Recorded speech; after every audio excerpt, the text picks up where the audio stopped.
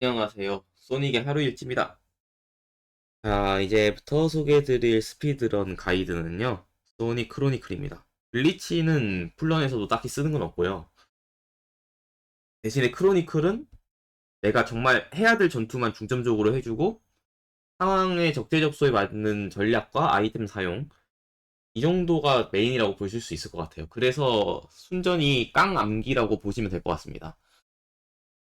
어떤 상대를 만났을 때 어떻게 해야 되는지 전략들이랑 이런 것들은 이제 사실상 깡 암기라고 보시면 되고요.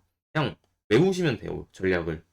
어떤 전투를 어떻게 풀어나가고 어디서 뭘 해야 되는지, 그리고 아이템이랑 이런 거에 대한 사용이나 이런 거를 그냥 외운다고 생각하시고 진행하시면 될 것 같아요. 크로니클의 특징은 모든 게임을 닌텐도 터치펜으로 한다는 거죠. 근데 제가 이제 그래서 마우스로 썼어요. 이제 에뮬레이터를 썼죠. 원래 제가 스피드런을 실기로 했는데 제 3DS가 좀 오래되다 보니까 가끔가다 터치가 좀 씹히기도 하고 마우스 포인터가 있으면 여러분들이 제가 이제 어디를 대면서 이제 가는지를 좀 볼 수 있으니까 제가 이제 가이드 영상은 에뮬레이터로 작성을 했습니다. 아, 그리고 크로니클 시작하기 전에 아셔야 될 거는 스피드런은 북미판이 훨씬 유리합니다. 일본판으로 스피드런 하지 마세요. 만약에 여러분들이 크로니클 스피드런을 하실 거면은 북미판으로 스피드런을 하세요. 일본판의 경우는 이제 자동으로 부활하는 적들 있잖아요. 부활하는 적들이 무조건 그 횟수를 딱 채워서 부활을 해요. 여러분들이 몇 번을 어떻게 쓰러뜨리든 아, 4번 연속으로 부활하는 애들은 다 부활을 합니다. 그러니까 부활 횟수를 무조건 꽉꽉 채워요, 일본은. 일본판은. 일본판은 이제 얘가 4번 부활하는 애야. 그러면 무조건 4번 부활하는 그런 기믹이 있어가지고 좀 까다롭고요. 북미판의 경우는 필드에 있는 적을 모두 쓰러뜨리면 얘네가 부활 횟수가 남아도 부활하지 않아요. 그러니까 대표적으로 이제 이런 애들이 있죠. 대표적으로 이제 챕터 2에 나오는 이런 로봇들 같은 경우는 어느 쪽이 살아 있으면은 부활을 합니다. 일정 체력으로. 그러니까 전투를 할 때 제가 이제 한번 실패를 했던 것 같은데 이거 아마 6 남고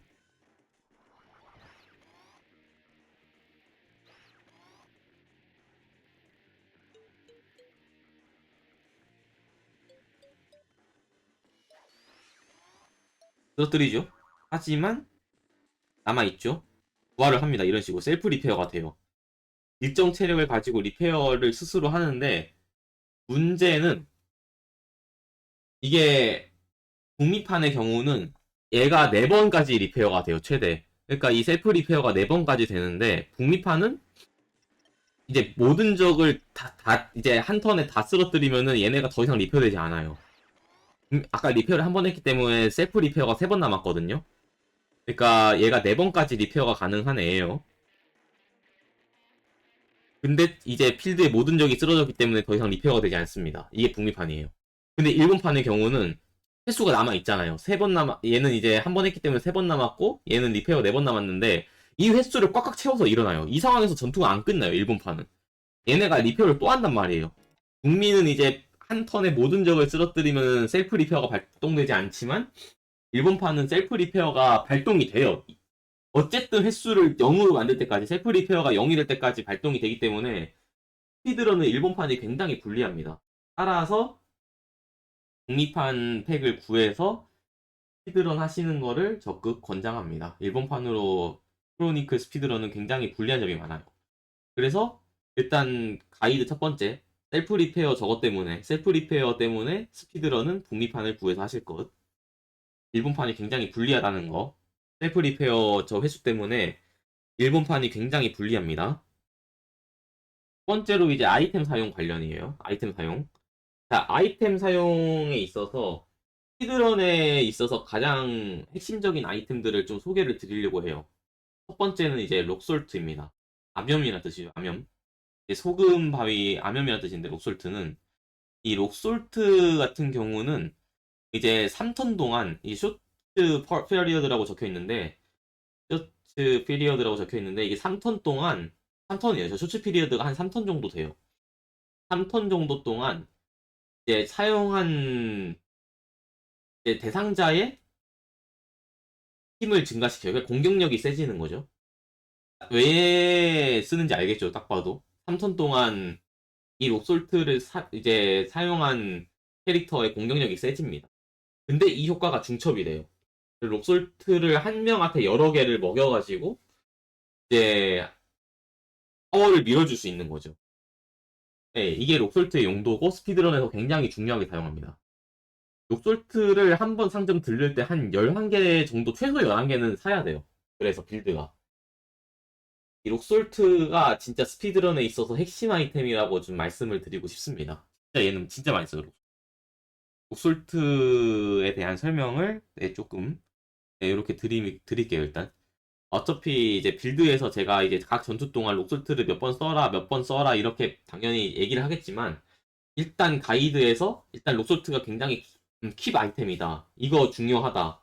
정도는 해야지 여러분들이 록솔트 개수나 이런 거에 의식을 하면서 게임을 할 수 있기 때문에, 일단은 튜토리얼 편에서 록솔트를 조금 강조를 하고 넘어가도록 하겠습니다. 다음은 이제 매드 에미터인데, 매드 에미터인데, 이거는 이제 파티 전원의 HP를 증가시켜주는 아이템입니다. 이게 후반에 많이는 필요 없고요. 가격이 좀 비싼 아이템이기도 하고, 후반에 한 3개 정도만 가지고 가셔가지고, 왜냐면 후반에는 이제 기믹 전투가 좀 많아가지고, 무조건 방어만 해야 되는 기믹이 좀 있을 수도 있고, 정말 중요한 캐릭터가 체력이 좀 없을 경우, 급하게 회복시켜야 될 경우, 그냥 파츠 전체를 회복시켜버리는 용도로 써요. 그래서 얘는 많이는 필요 없고, 후반에 한 3개 정도, 3개 정도만 그냥 가지고 가서 쓴다고 생각하시면 되고, 그 다음에 또 이제 중요한 아이템이 요거거든요. 리프레시 웨이브. 얘는 이제 파티원 전체의 PP를 회복시켜줘요. 50. 파티원 전체 PP를 50을 회복시켜주는 아이템이라서, 얘도 마찬가지로 지속적으로 전투를 계속하다 보면은 PP가 좀 부족할 때가 많이 생겨요. 그때 이제 한번 그냥 쭉 써주면 되는 아이템입니다. 네, 그렇게 생각하시면 돼요. PP 회복 용도고, 얼스링이거든요. 이거는 왜 중요하냐? 이거는 이제 땅 속성을 부여하는 거예요. 얼스 데미지. 그러니까 이제 약간 땅 속성 느낌이라고 보시면 되는데, 후반에 나오는 적들이 대부분 이 약점을 가지고 있어요. 그래서 얼스링이 있으면은 약점 속성에 추가 데미지를 줄 수가 있어서, 후반에 이 땅 속성 약점 적들이 되게 많아요. 그러니까 이 지구 속성의 약점이 굉장히 많아서, 도어적도 그렇고, 네, 이제 저기 녹터너스 적도 그렇고, 이 속성의 약점이 좀 있어서, 스피드런 할 때 얼스링은 일단 가지고 가는 편입니다. 네, 그래서 얼스링 정도는 가지고 있는 게 중요하다. 후반에. 그렇게 알아두시면 되고요. 그러니까 기본적인 아이템 설명은 끝났습니다. 그러면은 이제 주로 스피드런에서 쓰는 아이템 설명은 끝났고, 나머지는 이제 필드에서 파밍하면서 추가적으로 이제 얻을 수 있는 아이템이라서 상점에서 저희가 중점적으로 사야 되는 아이템 설명은 여기서 마무리할게요. 자, 다음에는 이제 각 캐릭터별 스피드런에서 주로 사용하는 캐릭터들의 특성에 대해서 알아볼게요. 자, 먼저 소닉 편입니다. 소닉이 진짜 많은 걸 써요. 사실상 메인 딜러라고 해도 정말 과언이 아니고요. 다른 캐릭터들은 소닉 아니면 사실 그렇게 쓸 일이 없어요. 생각보다. 쉐이드 정도가 좀 많이 쓰고, 소닉이 진짜 사실 거의 메인 딜러라고 보시면 돼요. 자, 그 중에서 처음부터 끝까지 챕터 1에 익혀서 마지막 챕터까지 쓰는 국밥 기술 하나가 페스트볼입니다. 이제 에이미와의 연계 기술이거든요. 에이미와의 연계 기술인 페스트볼인데,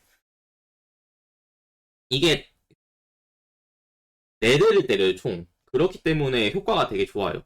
사실 한 번의 공격력은 세진 않습니다. 소닉이 그렇게 공격력이 센 유닛은 아니어가지고, 한 번 했을 때, 페스트볼 단일로 썼을 때 데미지는 엄청 세진 않거든요. 자, 그런데, 이제 대신에 그냥 쓰는 게 아니라, 요솔트에다가 에이미의 버프까지 받아가지고 쓰거든요. 페스트볼의 커맨드는 이렇습니다. 페스트볼의 커맨드를 볼게요. 조금만 넘어가고 봅시다. 네, 요거죠. 먼저 이렇게 한번 그어주고, 요거를 따라 그어주는 거예요. 그러니까 얘 같은 경우는 이제 저 원에 맞춰가지고 슬라이드를 해주면 되거든요.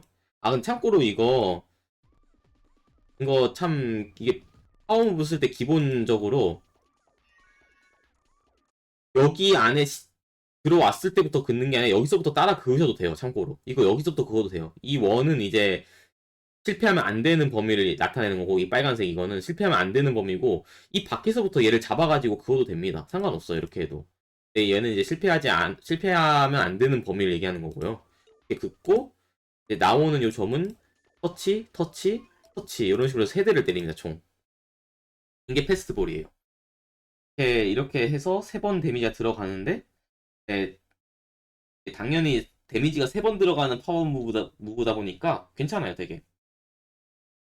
그래서 보통은 데미지를 한 번에 많이 주는 것보다 단타로 이제 단타가 여러 번 들어가는 게 더 좋거든요. 파워 무브 같은 경우는. 패스트볼 같은 경우는 세 번 들어가니까 공격력을 뻥튀기 하면 세 번을 때릴 수 있는 거예요. 그러니까 지금 이제 크로니클 스피드런 하다 보면 생각보다 한 번 데미지가 세게 들어가는 파워 무브를 많이 안 쓴다는 걸 알 수 있어요. 아, 이렇게 짧은 시간에 많이 넣어주는 이제 요런 식으로 쓰거든요. 그러니까 이제 여러 번 때리는 거. 한 번 데미지가 센 거는 생각보다 별로 없어요. 그래서 여러 번 때리는 거에 최대한 공격력 뻥튀기를 시켜가지고 이렇게 많은 데미지를 박아놓는 식으로 합니다. 근데 그게 진짜 패스트볼이 진짜 좋아요. 많은 데미지를 이게 많은 데미지를 여러 번 박아넣기에 세 번을 때릴 수 있는 패스트볼이 효과적이라서 패스트볼은 진짜 처음부터 끝까지 씁니다. 이거 진짜 중요해요. 패스트볼은 진짜 중요한 파워무브고 가장 먼저 소닉 파워무브 중에서 만렙을 달성해요. 네, 패스트볼 거기에 대한 설명이었습니다. 자, 다음은 블루본버입니다. 블루본버 같은 경우는 패스트볼이 5pp가 들거든요. 근데 초반에 얘네를 효율적으로 쓰러뜨리려면은 이제 패스트볼이 그쵸? 5pp를 소닉이 아마 9pp가 맥스일 시기이기 때문에 이때가 패스트볼을 두 번 쓸 수가 없어요. 근데 얘네는 한 턴에 정리를 못하면은 다시 부활한 애들이란 말이에요. 그래서 이제 어떤 식으로 하냐? 블루본버를 씁니다. 블루본버 같은 경우는 테일즈와 소닉의 합동기인데 데미지가 두 번 들어가요. 그래서 공격력을 뻥튀기 시켜서 얘네를 두 번 때리는 식인데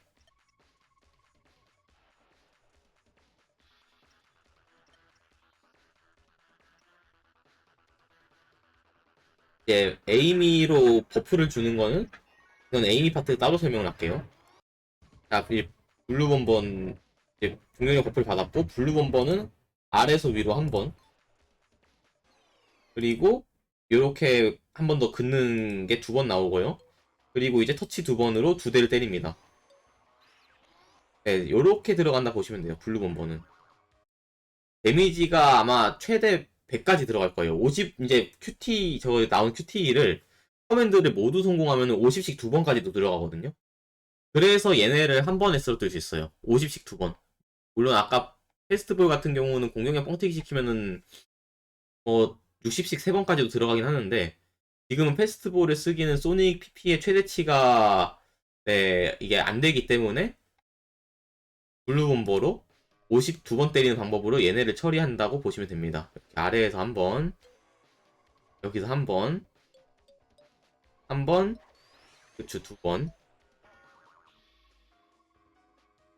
40씩 들어갈 때도 있고 50씩 들어갈 때도 있는데 아무래도 기본 공격력에 좀 비례를 하다 보니까 네, 이렇게 50씩 들어갈 때도 있어요. 그리고 소닉 같은 경우는 지금 블루본버 두 번 쓰면은 딱 끝나거든요, 이게.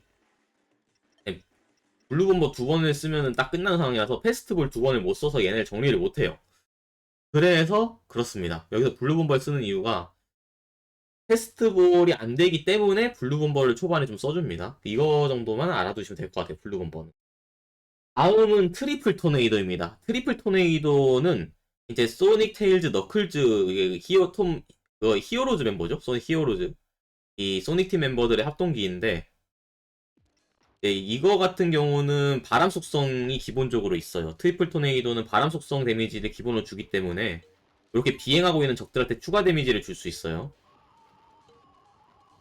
그래서, 3번 데미지가 들어가고요, 총. 네, 이런 식으로 3번의 데미지가 들어갑니다. PP는 요 세 캐릭터 모두 5를 사용하게 되고 바람 속성으로 3번의 데미지를 넣는 기술이기 때문에 아마 이 스토리를 진행할 때 레벨로는 75 데미지 정도밖에 못 들어갈 거예요. 근데 얘네들은 이제 바람 속성이 있기 때문에 네, 추가로 조금 더 들어가서 그 정도가 들어가는 거고요. 그래서 이런 여러 명의 적을 처리할 때 굉장히 좋다. 필드에 있는 전체 적들에게 데미지를 주는 소닉의 몇 안 되는 광역기거든요.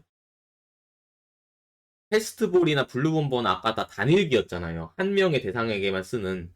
근데 이 트리플 토네이도는 광역기예요. 필드에 있는 모든 적한테 쓸 수 있기 때문에 특정 상황에서 굉장히 좋습니다. 그래서 광역으로 한 번의 적들을 정리해야 될 경우에 이렇게 트리플 토네이도를 사용을 합니다. 이거 같은 경우는 그냥 쓰면 얘네는 땅에 있는 애들이기 때문에 바람 속성 추가 데미지를 안 입거든요. 그래서 공격력 버프를 이렇게 걸어가지고 3명을 한꺼번에 정리하는 방식으로 사용을 합니다. 이런 식으로 말이죠. 막 큐틱이 성공했으면 녹았을 텐데 한 번에 큐틱을 실패해가지고 얘네가 좀 남았어요, 재력이. 네, 이런 식으로 강력기를 사용해서 필드에 있는 모든 적들에게 골고루 양념을 쳐줄 수 있는 게 트리플 토네이도. 아니면은 뭐 큐틱이 성공했으면은 다 녹일 수도 있고요. 자, 다음은 헤일스톰입니다. 헤일스톰 같은 경우는 총 8번의 데미지를 줘요. 이 소닉 셔플 멤버, 죄송합니다. 소닉 분 멤버, 죄송합니다. 소닉 셔플이랑 분밖에 생각 안 나는 멤버긴 한데, 아무튼, 이 모든 캐릭터의 PP를 5를 사용해요. 네, 이 모든 캐릭터들의 PP를 5를 사용해서 쓰는 기술이고요. 한 명의 적한테 8번의 데미지를 줍니다. 이게 아마 지금 이 시기에서 공격력 업그레이드를 안 하면은 20, 30, 8번 들어갈 거라서 섀도우를 못 녹일 거거든요. 하지만 여기 아까 얘기했던 록솔트를 한 번 먹고 섀도우한테 헬스톰을 쓰면은 참고로 QT는 이제 파워무브 커맨드는 8번 다 터치입니다. 한 대에 이제 록솔트 한 번 먹고 한 대에 51씩 들어가요. 이런 식으로. 근데 이게 8번까지 떨릴 수 있어요. 이런 식으로. 5, 6, 7, 8 해야 되는데 8번 가기 전에 녹아버렸어요. 왜냐면은 50 곱하기 7은 350이니까 섀도우의 피를 깎을 수가 있거든요. 자, 이게 헤일스톰입니다. 예시를 좀 섀도우로 들어가지고 섀도우 팬분들께는 죄송한데 다음에 나오는 기술까지 같이 설명하려고 네, 여기 장면을 골랐어요. 아무튼 이게 소닉의 파워 무브 중에 또 하나인 헤일스톰이고요. 아마 헤일스톰은 여기까지밖에 안 써요. 이제 여기 넘어가면 쓸 일이 없는 파워 무브입니다.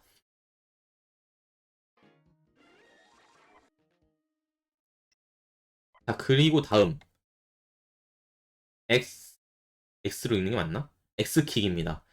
요거는 이제 왜 쓰냐면은 이게 스토리상 소닉으로만 전투를 해야 되는 경우가 생겨요. 챕터 4에 한 번, 챕터 8에 한 번인데 그때 써주는 겁니다.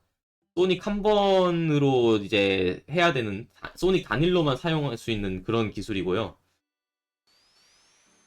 그렇기 때문에 소닉으로만 하는 전투에서 써요. 이런 식으로 스토리상 소닉이 누군가를 1대1로 상대해야 되는 경우가 나온단 말이에요.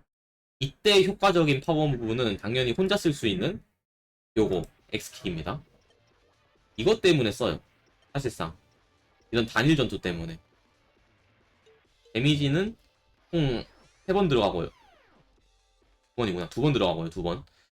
이런 식으로 2번 들어갑니다. 네, 이때 가장 효과적인 파워무브이기 때문에 X키까지 해서 소닉은 사용하는 파워무브가 주인공이라 그런지 가장 많아요. 5개 정도. 네, 페스트볼, 블루범버, 트리플 토네이도, 헬스톰, 그리고 X키까지 소닉은 총 5개의 파워무브를 여러분들이 기억을 하고 계시면 됩니다. 가장 많이 써요. 너클즈 같은 경우는 테일즈를 좀 빼먹었는데 테일즈는 파워무브를 안 써요. 그냥 소닉과 블루범버 용도? 그냥 소닉과 같이 이제 블루범버를 쓰는 그런 애고요.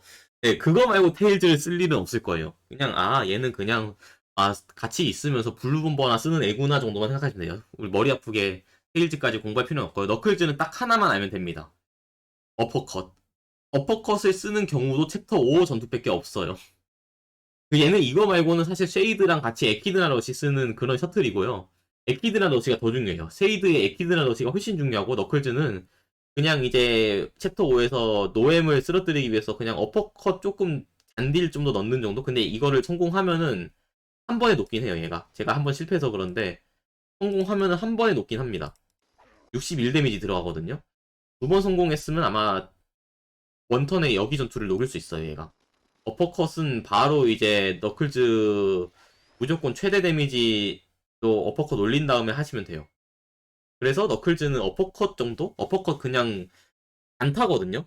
60 데미지 정도 단타 한 번 넣는 거고 큐틱이 성공하면은 아까 그냥 위로 긋는 거? 위로 긋는 요 큐티 커맨드는 단순합니다. 그냥 슬라이드 위로 한번 따라 그어주면 돼요. 요거 위로 한번 따라 그어주면 되는 그런 커맨드라서 어렵진 않습니다. 단타의 풀업 기준 61 들어가는 거 요거만 알아두시면 돼요. 너클즈는. 자, 그리고 다음은 이제 에이미 알아볼게요. 에이미는 햄머를 들고 있기 때문에 뭔가 공격용으로 쓸 것 같지만 전혀 에이미는 공격용으로 쓰지 않습니다. 우리 에이미는 절대로 공격용으로 쓰지 않아요. 에이미는 딜러가 아니에요. 여기서 이 게임을 할 때 에이미는 소닉이랑 페스트볼 셔틀이랑 페스트볼을 쓰기 위해서 있는 그런 캐릭이랑 그리고 버퍼로 써요. 오히려 에이미의 파워 무브는 버퍼로 씁니다. 뭐냐면은 이제 스피드런에서는 딜을 효과적으로 높이기 위해서 록솔트랑 같이 쓰는 게 하나 있는데 바로 에이미의 올로우 키스입니다. 요거 커맨드 되게 단순해요. 얘는 이제 용도가 뭐냐면은 마찬가지로 록솔트랑 똑같이 3턴 동안 대상의 공격력을 증가시킵니다. 그런데 이 공격력 증가가 볼로우 키스를 업그레이드 할수록 더 좋아져요. 당연한 얘기지만 이 볼로우 키스는 가장 빨리 만렙을 찍어줘야 되는 기술입니다. 에이미에서. 아마 여기 전투 들어가기 전에 볼로우 키스가 만렙이 됐을 거거든요. 여기 챕터 5 여기서 볼로우 키스는 만렙을 찍어준다 생각하시면 돼요.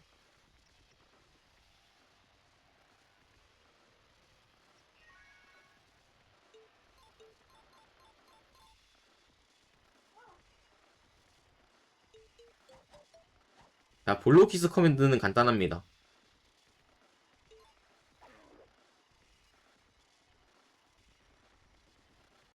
터치 8번, 이건 터치를 요 빨간색이 초록색 될 때까지만 하면 되는 건데, 터치 8번 해주면 돼요.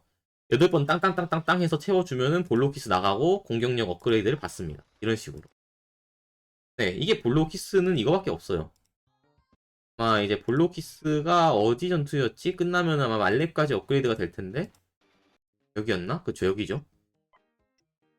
볼로키스 말렙까지 하면은 데미지 자체는 없고, 파워가 또 올라갑니다.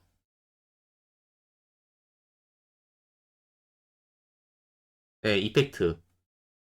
파워 증가 3단계. 그냥 뭐 정확한 수치는 안 나오고요. 근데 록솔트 하나보다 볼로우키스 3개가 효과가 훨씬 커요. 그러니까 3단계 업그레이드 볼로우키스가 록솔트 하나보다 증가량이 큽니다. 그래서 보통은 록솔트를 안 쓸 상황에서는 록솔트 한 개나 애매하게 2개 쓸 경우에는 볼로우키스 하나 쓰는 게 이득이고요. 좀 데미지가 엄청 아니 체력이 엄청 높은 애들은 그냥 볼로우키스를 받고 록솔트를 또 써요. 이게 볼로우키스 효과는 중첩이 안 되지만 록솔트는 중첩이 되기 때문에 볼로우키스 하나의 록솔트를 또 연계하는 방식으로 가능합니다. 그런 식으로. 자, 다음은 섀도우 파워 무브예요. 섀도우 파워 무브는 2개 써요. 섀도우는 2개만 알면 되고요. 자, 첫 번째로는 소닉과 함께 쓰는 아토믹 스트라이크. 요거죠. 아토믹 스트라이크. 소닉과 함께 사용하는 아토믹 스트라이크가 있습니다. 록솔트 하나에 에이미 볼로우키스까지 받고 소닉감 이건 얘는 챕터 5에서 써요. 챕터 5는 이제 녹토너스족 요노 애들이 4명 정도 있는데 아토믹 스트라이크가 광역기거든요. 소닉이랑 함께 쓰는 광역기인데 이제 여기서 이제 너클즈랑 테일즈를 다 데리고 갈 수가 없어요. 그 트리플 토네이도를 쓸 수가 없는 이유가 테일즈가 따로 다니거든 챕터 5에서. 그래서 트리플 토네이도를 못 써요. 그래서 섀도우를 영입을 해서 아토믹 스트라이크라는 광역기로 정리를 합니다. 아토믹 스트라이크 커맨드는 포커이 먼저 들어가니까 조금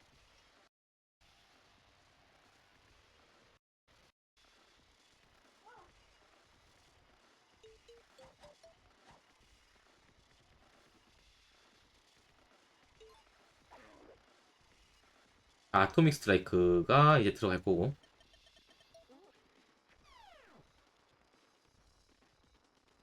커맨드는 이래요. 따라 긋고 8번 찍고 따라 긋고 8번 찍고 네 이렇게 들어갑니다. 아토믹 스트라이크는 번개 속성이 들어가요. 섀도우가 번개 속성 자체가 있다 보니까 아토믹 스트라이크를 쓰면은 섀도우가 이제 번개 속성이라서 번개 속성 데미지가 들어가는데 녹터너스 족이 이제 그 어스 땅 속성이랑 번개 속성 약점이거든요. 그래서 아토믹 스트라이크를 쓰면은 번개 속성을 따로 넣을 수 있다. 근데 노엠은 따로 번개 속성에 대한 약점은 없어요.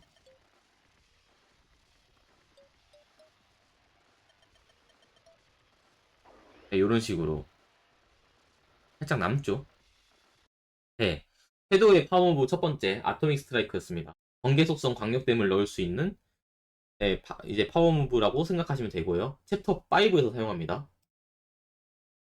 자, 챕터 6에서 또 한 번 사용하는 섀도우의 파워무브는 카오스 리프트가 있는데 이 카오스 리프트는 즉사기예요. 근데 이게 즉사기가 확률입니다. 확률적 즉사라서 후반에 있는 적들은 거의 안 통해요.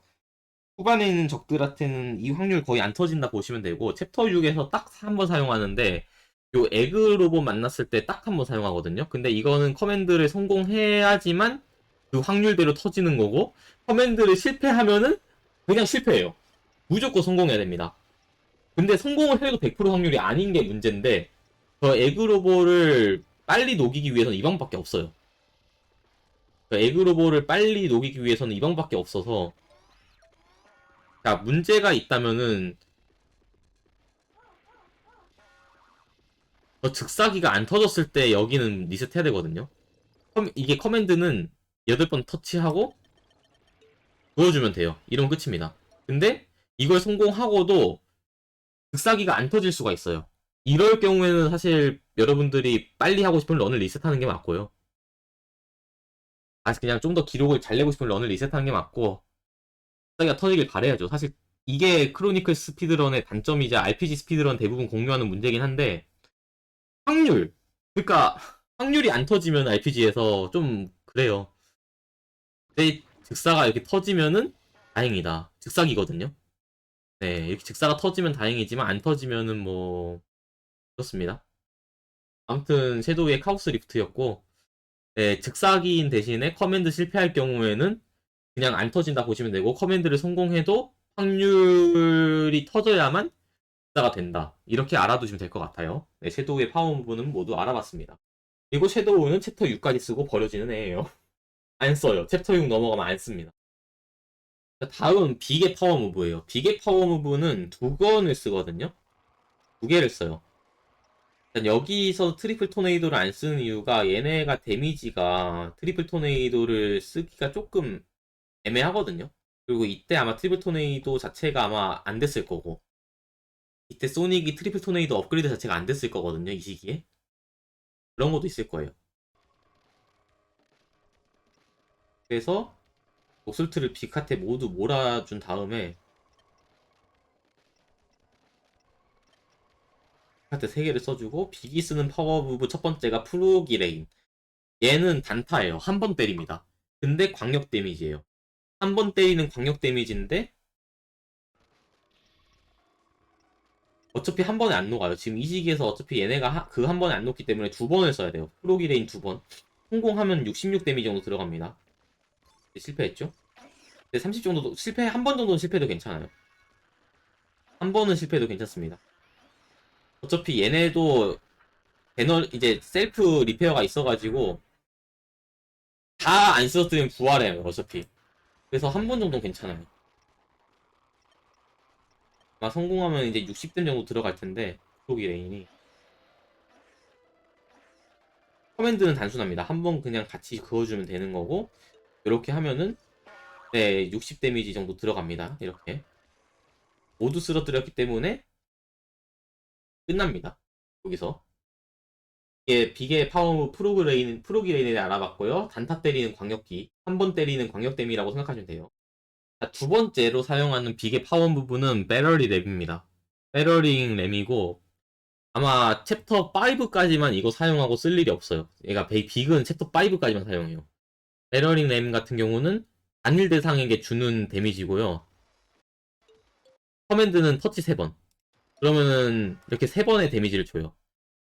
그냥 빅이 자신의 덩치 가지고 쉐이드를 귀여워해주는 그런 느낌이긴 한데 때리는 건가? 주먹 쥐고 때리는 것 같기도 하고 아무튼 이렇게 3번 터치를 성공하면은 3번의 터치를 성공하면은 이런 식으로 데미지를 줍니다.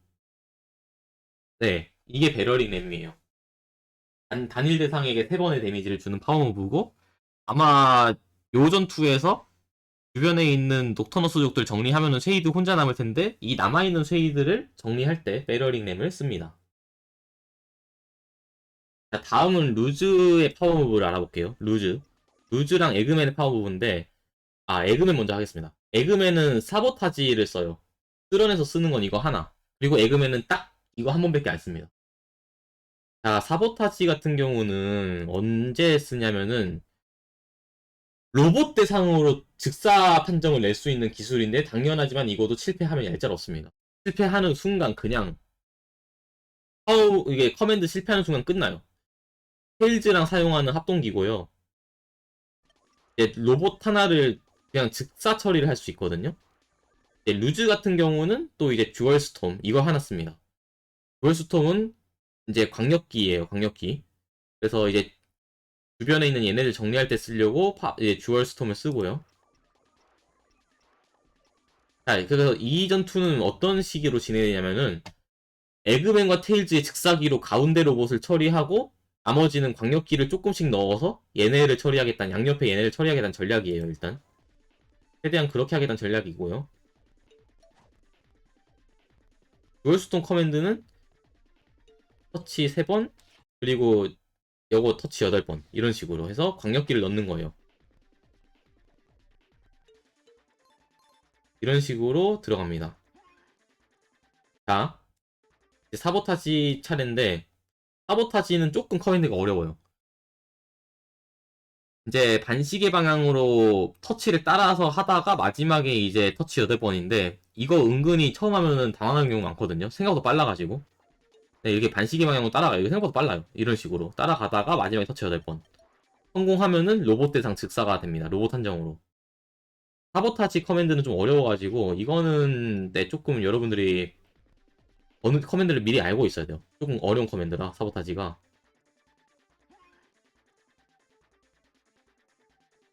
이런 식으로 따라서 터치 하면은 로봇 대상 즉사. 자, 이거 같은 경우는 원래 얘네 양쪽의 애들이 다 끝났어야 했는데 얘가 가드를 치는 바람에 안 끝난 거거든요. 이 경우에 얘가 가드를 치고 있으면은 원래 가드를 안 쳤으면은 다 끝났거든요. 얘 끝난 것처럼. 근데 얘가 가드를 하고 있어가지고 안 끝난 건데 당연히 이렇게 버티는 애들한테는 사보타지 한 번 더 쓰시면 됩니다. 그냥 로봇 한정 즉석이기 때문에 그냥 사보타지 한 번 더 쓰시면 돼요. 이때 진짜 에그맨이 좋아요. 이전 2에서. 그래서 이때 에그맨을 여기다가 데리고 가는 거고 이거면 또 가드를 풀었네요. 가드하고 그냥 사실 근데 다 필요 없고 로봇 대상 한정 즉사기 때문에 사보타지 써주면 그냥 즉사다.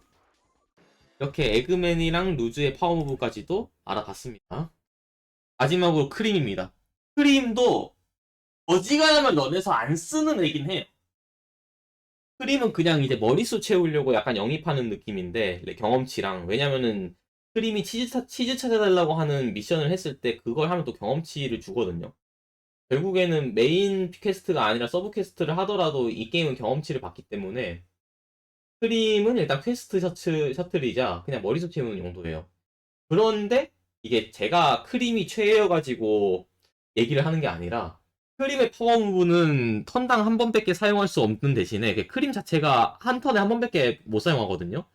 대신에 효과가 어마어마하게 좋아요. 사실 정말 크로니클 잘하시는 분들은 크림을 안 쓰고도 이기긴 하지만 크림은 그냥 서포터, 맞는 서포터라 보시면 돼요. 그래서 보험용으로 쓸만한 파워업을 알려드리면은 리프레시. 내가 아이템이 없는데 PP가 떨어졌어. 리프레시 한번 써보시는 거 괜찮고요. 그리고 이제 리바이브. 이거는 아군하면 부활. 힐. 이거 3개 정도 추천드려요. 그러니까 얘는 록솔트가 있기 때문에 힘 올리는 거는 록솔트가 있기 때문에 딱히 소용없고 이거는 이제 이제 적한테 이제 너프 주는 건데 딱히 그렇게 큰 상관없고 얘는 이제 아군한테 걸린 디버프 해제하는 거. 네. 근데 그렇게 큰 필요가 없어요. 스피드를 하다 보면은 전투가 한두 턴에 끝나기 때문에 한두 턴에 끝나기 때문에 디버프 그리고 뭐 이런 거 필요 없고 네, 그냥 힘 올려주는 거 록솔트가 대신해 줄 거예요. 그래서 얘네 세 개를 제외한 나머지 리프레시, PP 채워주는 거 그리고 리바이브 만약에 정말 우리 팀에 중요한 딜러 요원이 있는데 걔가 많이 쓰러졌어. KO 당했어. 그때 대비해서 보험으로 하나 정도 있는 거 좋고 힐. 힐은 한 칸만 올려도 돼요. 저는 그래서 보통 이제 보험으로 데리고 갈 때 이렇게 갑니다. 리바이브 정도 다 채워주고 100%죠. 그리고 힐 하나. 힐 한 번에 50pp인데 아니 50 정도 올려주는데 50 정도만 올려도 괜찮아요. 한 번 버틸 수 있으면은 되는 애들은 그냥 50 정도만 해줘도 되거든요. 그래서 저는 이렇게 갖고 갑니다. 그 크림은 사실 쓸 일은 거의 없는데 그냥 보험용으로 그냥 파워무브 이 정도 해서 다니면 되겠구나 라고 알아두시면 될 것 같아요. 자, 다음은 마지막으로 파워무브 쉐이드의 에키드나 러시입니다. 너클즈하고의 연계기고요. 이 에키드나 러시는 쉐이드 획득부터 말렙을 바로 찍고요. 챕터 7부터 챕터 마지막 챕터까지 계속 사용되는 굿밥 파워무브 중에 하나입니다. 쉐이드랑 너클즈랑 이제 연계기인데 얘는 이제 마지막까지 써요. 챕터 7부터 챕터 10까지 안 쓰는 챕터가 없는 스킬이고요. 이거를 쓰는 이유 중에 하나가 이제 적들이 상성에 따라서 정말 다양한 방어를 펼쳐요. 근데 이 에키드나 러시의 가장 큰 장점은 그 적의 상성과 방어력을 무시하고 데미지를 넣습니다. 즉 방어를 무시하는 관통 데미지를 넣을 수가 있어요. 이게 스피드런에서 에키드나 러시를 쓰는 이유예요. 적의 상성과 방어력에 상관없이 고정 데미지를 넣을 수 있는 기술이. 방어 따위 아무 의미 없이 만드는 기술이거든요. 그러니까 일정한 데미지를 넣을 수가 있고 심지어 파수도 꽤 좋아요. 그래서 보통은 이제 에이미의 볼로우키스 버프를 받고 이제 바로 이제 꽂아놓는 식이죠. 얘네가 방어력이 진짜 높아요. 일방적으로 얘네를 때리면 데미지 거의 안 들어간다 봐야 되거든요. 얘네가 진짜 방어력이 엄청 높은 애들이라서 안 들어가요 데미지가. 하지만 제 쉐이드의 에키드나 러시는 상대의 방어력을 무시하고 고정적으로 내 데미지를 밀어넣을 수가 있어요. 자, 이게 얘네 크론족뿐만 아니라 자, 조어족이 라이트닝 실드를 썼죠. 라이트닝 실드. 라이트닝 실드를 켰어요. 하지만 이 전기 속성의 배리어 무시하고 그냥 고정됨을 밀어넣을 수 있고요. 네, 이런 식으로. 네, 그냥 라이트닝 실드의 자체 방어력과 상성, 전기 속성 같은 거 무시하고 그냥 데미지를 넣을 수 있는 그런 기술이고요. 여기도 마찬가지예요. 얘네도 에어로 실드거든요.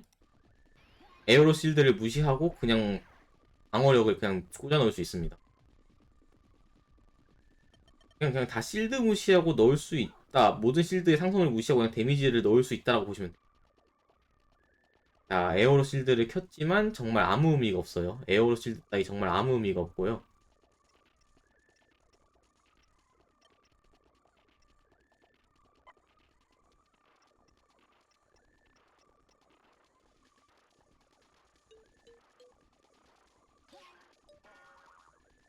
자, 에어로 실드를 켰지만 정말 아무 의미가 없는 실드가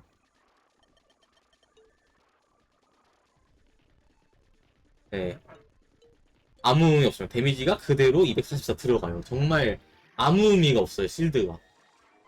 이게 에키드나 러시의 가장 큰 장점이고 스런에서 굉장히 많이 쓰는 이유인데 상대방의 방어력과 이제 그런 상성 따위를 무시하고 다 무시하고 데미지를 고정적으로 넣을 수 있기 때문에 에키드라시는 마지막 챕터까지도 꾸준히 사용이 됩니다.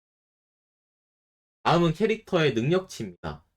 자, 여기서 이제 스피드, 어택, 디펜스, 럭 이렇게 되어 있는데 이게 원래 어택이 공격력이 증가가 아니고 디펜스가 방어력 증가가 아니거든요, 사실.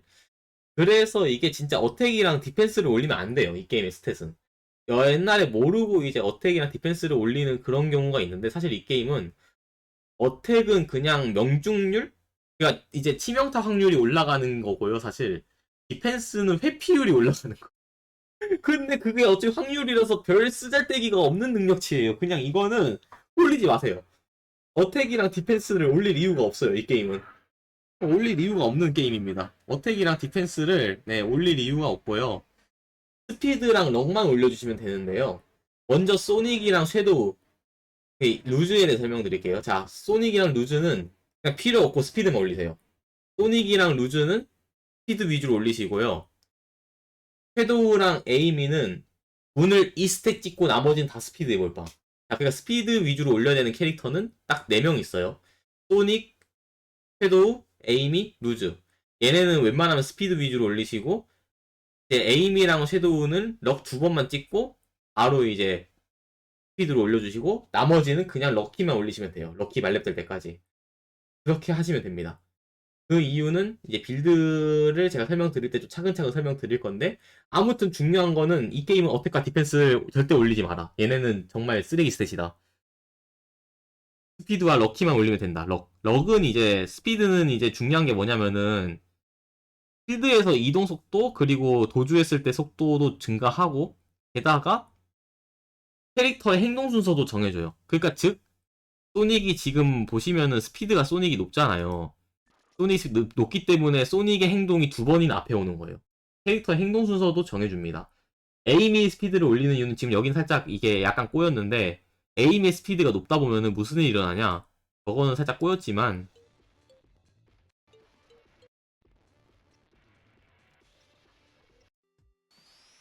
전투 시에 에이미의 스피드가 높으면은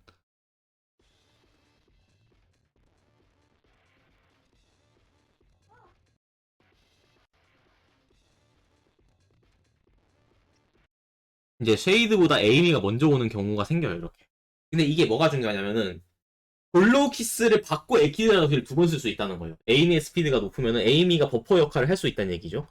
쉐이드가 에키드나노시를 쓰기 전에 볼로우 키스를 받고 2방을 다 쓸 수 있다는 얘기가 되거든요. 그래서 이게 에이미의 스피드를 올리는 게 중요합니다. 에이미가 버퍼로서 쉐이드가 버프를 받고 에키드나노시를 박을 수 있다는 얘기가 되거든요. 이게 되게 차이가 커요. 에키드나노시를 안 쓰고 아예 볼로우 키스가 없이 에키드나노시를 하는 거랑 안 하는 거랑 좀 크거든요. 그 차이라 보시면 돼요. 그래서 에이미는 스피드를 올리는 게 중요하다. 자, 요약 정리. 소닉 그리고 루즈는 무조건 스피드 몰빵. 섀도우와 에이미는 럭 스택 2번만 찍고 스피드 몰빵. 나머지는 그냥 운의 몰빵. 그렇게 생각하시면 됩니다. 자, 그러면은 이제 마지막으로 크로니클 전투에 대한 기본적인 흐름에 대해 알려드릴게요. 이거는 알아둬야 돼요. 개념적인 얘기라 이거는 알아두면 좋습니다. 크로니클 전투에 대한 기본적인 흐름인데요. 시작하면은 닌텐도 DS 화면 상단에 이렇게 뜰 거예요. 아마 뭐 인터페이스 보셔서 바로 눈치채시는 분들도 계실 텐데 이거 보자마자 바로 아시는 분들도 계실 거예요. 그러니까 빠르신 분들은 바로 아시겠지만 이게 캐릭터들 행동 순서예요. 위에서부터 섀도우가 먼저 행동하고 너클즈, 크림, 쉐이드 순으로 하면 된다고 보시면 돼요. 자, 그래서 그니까 사실상 맨 위에 있는 애들이 아이템을 쓴다고 생각하시면 돼요. 왜냐면은 아이템을 쓰고 공격을 해야 되잖아요, 먼저. 아이템을 내가 효과를 받고 공격을 하는 게 좋으니까. 공격하고 아이템 쓰면은 뒷북이잖아요. 공격하고 내가 로솔트 썼어. 로솔트를 먼저 먹고 공격력을 뻥튀기 시켜서 해야 되는데, 로솔트를 나중에 먹어버리고 공격을 하고 로솔트를 먹어버리면 뒷북이잖아요. 그러니까 섀도우나 이런 행동이 빠른 애들이 힐 아이템을 쓰든 아니면 로솔트를 쓰든 해서 네, 얘네들이 먼저 이제 아이템을 쓴다 이런 느낌으로 보시면 돼요. 이런 식으로 섀도우가 먼저 네, 너클즈한테 회복템을 쓰고 이런 식으로 하시면 돼요. 아, 참고로 그리고 파워 무브를 쓸 때는 TP가 공동으로 소모되고 턴도 공동으로 소모돼요. 이거는 계산을 하셔야 됩니다. 파워 무브를 쓰면은 공동으로 소비가 되기 때문에 파워 무브를 쓰는 애의 차례에 같이 편성이 돼요. 이런 식으로. 너클즈 차례가 원래 크림 위에 있었지만 쉐이드가 파워 무브를 씀으로써 너클즈 차례가 없어지고 우리 공동 순서가 돼버리는 이런 느낌이라고 보시면 돼요. 그냥 이런 식으로 됩니다.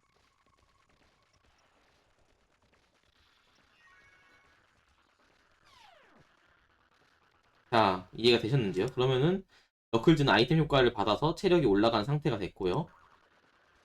그리고 쉐이드와 너클즈 차이는 없어지고 쉐이드의 파워무브로 대체가 되는 이런 시스템이 됩니다. 이런 느낌으로 보시면 돼요. 전투는 상단에 뜨는 요 순서대로 위에서부터 아이템을 먼저 써주는 게 좋고 파워무브를 쓰면은 같이 협동을 하는 캐릭터의 턴 자체가 사라진다.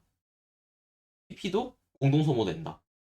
요렇게 개념을 잡고 크로니크 스피드런을 준비하시면 될 것 같습니다. 자, 그러면은 이제 다음 크로니클 스피드런 가이드부터는 정말 필요한 전투들 위주로 설명을 드리도록 하겠습니다. 자, 여기까지 하도록 하겠습니다. 튜토리얼 편 마무리하도록 할게요.